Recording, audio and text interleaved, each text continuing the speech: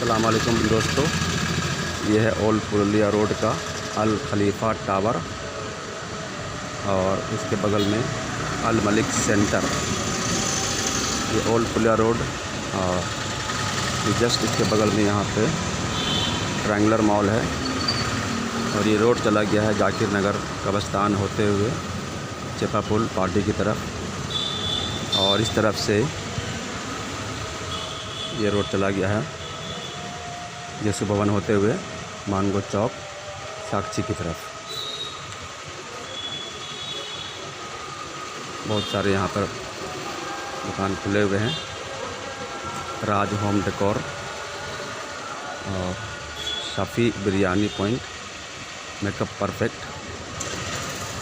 यहाँ देखिए mister fit gym है उसके ऊपर में और बहुत सारे stores, brand John, vital edge, Oxford classes का इसमें साथ में Excel technical institute, Al Mariam man power consultancy, इसमें नेशनल लाइट कंपनी। बहुत बेहतरीन लोकेशन।